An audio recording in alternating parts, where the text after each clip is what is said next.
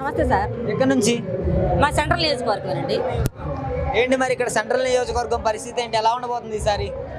Sir central నియోజకవర్గం మేమందరం చూసేది అభ్యర్థులు కాదండి, పైన జగన్మోహన్ రెడ్డి గారిని చూస్తున్నాం. జగన్మోహన్ రెడ్డి గారి ఆశయాలను మేము ఫాలో చేస్తామండి. ఎందుకంటే ఈ రోజుల్లో అభివృద్ధి ప్రతి ఇంటికి సంక్షేమ పథకం వెళ్ళింది, ఆ విశ్వాసం మాకుంది. ఇంతవరకు నాకు 50 ఏళ్ళు వచ్చాయి, ఇంతవరకు ప్రభుత్వ సొమ్ము ఎలా ఉంటుందో తెలియదు. కరోనా వచ్చినప్పుడు కూడాను ఎంత ఇదిగా కాపాడి ఎంత ఇదిగా చేశాడు. కాబట్టి మేమందరం వీళ్ళు మారతారండి, నాయకులు మారతారు, ఏదో ఉంటాయి కొన్ని అంతేగాని మేము మాత్రం ప్రజలు మాత్రం మారండి. ప్రజల గుండెల్లో జగన్ ఎజెండా ఉందండి. జగన్మోహన్ రెడ్డి గారు వచ్చిన తర్వాత రాష్ట్రాన్ని అప్పుల పాలు చేశాడు, రాష్ట్ర సొమ్ము దోచుకున్నారనేసి ప్రచారం అయితే జరుగుతుంది కదా. అంటే ప్రజలకు పెడతాం, వాళ్ళు దోచుకున్నట్టుగా ఉంటుందండి. అయ్యో ఈ ప్రజలకి ఇన్ని లక్షల కోట్లు పెట్టేసేసాడే, అదే మేము ఉన్నట్టు ప్రజలు పెట్టకుండా ఈ డబ్బులు కూడా మేమే తీసేసుకునేవాళ్ళు. అనవసరంగా ప్రజల్ని చైతన్యవంతులు చేశాడు, 1 లక్షాధికారులు చేశాడే అని చెప్పేసి వాళ్ళు కుంగిపోతూ ఈ మాటలు అంటున్నారండి. అంతకుమించి ఇంకేమీ లేదు. జగన్మోహన్ రెడ్డి అధికారంలోకి వచ్చి సుమారుగా 4.5 ఏళ్ళు అవుతుంది కదా. 4.5 ఏళ్లలో ఆంధ్రాని డెవలప్ చేసింది ఏంటంటారు జగన్? ఏమండి 4.5 ఏళ్ళు మీరు అంటున్నారు, 2 సంవత్సరాలు ప్రపంచం మొత్తం కరోనాతో అల్లాడిందండి. ఆ కరోనాతో ఎవరు వచ్చారండి? 2 సంవత్సరాలు మనది ఇన్వెస్ట్ లేని విడగొట్టిన రాష్ట్రం. 5 సంవత్సరాలు చంద్రబాబు నాయుడు గారు ఉండి ఏమీ చేయలేదు. ప్రత్యేక హోదా కావాలంటే మాకు ప్యాకేజీ కావాలన్నారు. ఆ ప్యాకేజీ తీసుకొని ఏం డెవలప్ చేశారండి? దాంట్లో అమరావతిలో ఓన్లీ రేకుల షెడ్లు ఒకటి వేశారు. అది రేకుల షెడ్లు కూడా ఎందుకు వేశారంటే చెప్తున్నానండి, అది 100 అడుగుల లోతు డెప్త్కి వెళ్తే కానీ అది పిల్లలు నిలబడదు, అసలు అక్కడ పనికిరాదు అన్నారు. అయినా కానీ కావాలని అధికార పక్షం వాళ్ళ ముఠా మొత్తం కొన్ని పొలాలు అక్కడ కొన్నారు కాబట్టి అక్కడే కావాలి అన్నారు. అక్కడే కావాలని పోనేమని గుంటూరుని కలిపారా? గుంటూరుని కలపలేదు. విజయవాడని కలిపారా? విజయవాడని కలపలేదు. ఓన్లీ ఆ 8 గ్రామాల వరకే అమరావతి. అంటే మరి చంద్రబాబు నాయుడు ఎలా డెవలప్ చేశారో మరి మీరు మీడియా వాళ్ళు కూడా తెలుసు. కానీ మీరు ఏంటంటే వాళ్ళు అడిగింది కాబట్టి మీరు ఏదో ఇంకా మేమేం చెప్తామో అని చెప్పేసి మీరు అంటున్నారు.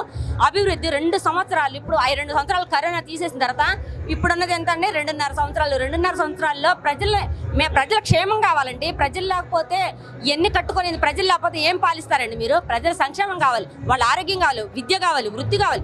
వాళ్ళ జీవనోపాధులు కల్పించకుండా మనం బిల్డింగ్లు కట్టేసి ఇవన్నీ చేసేస్తే ఎలాగవుతుందండి? డెవలప్మెంట్ అవసరం లేదా? ఇవన్నీ కావాలి.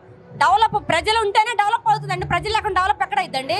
ఏంటి సమాధులు కడితే డెవలప్ అయిపోద్దా? అయితే నాకు అర్థం కావట్లేదుగా. డెవలప్ ఎలా అవుతుంది? ప్రజలు లేకుండా డెవలప్ అవుతుందా? ఇండస్ట్రీ రాలేదు, ఒక రాజధాని లేదు. రాజధాని ఎందుకు లేదండి? జగన్ గారు ఏమన్నారు, మీరు ఇక్కడ ప్రభుత్వ భూముల్లో పెట్టమన్నారు.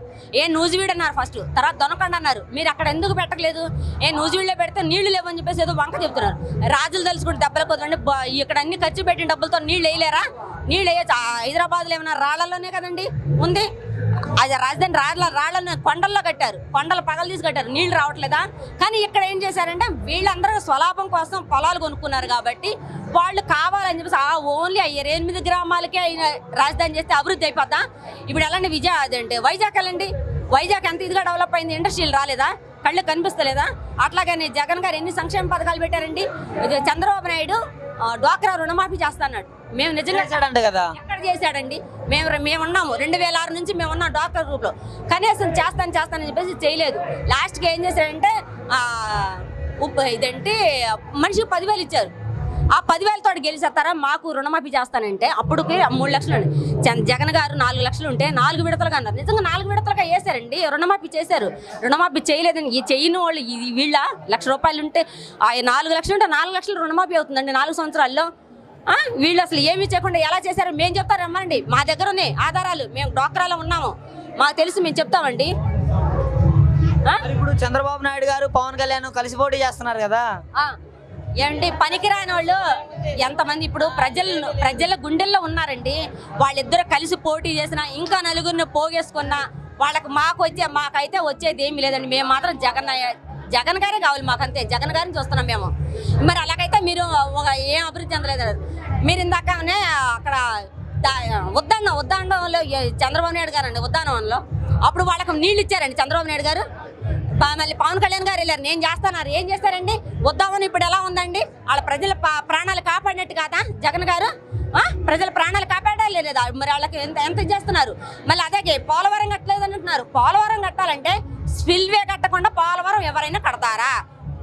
స్పిల్వే కట్టకుండా కాపర్ డ్యామ్ వేసేసేసి పోలవరం కట్టేసానంటే భూములు కూడా సేకరించగల సగానికి సగం.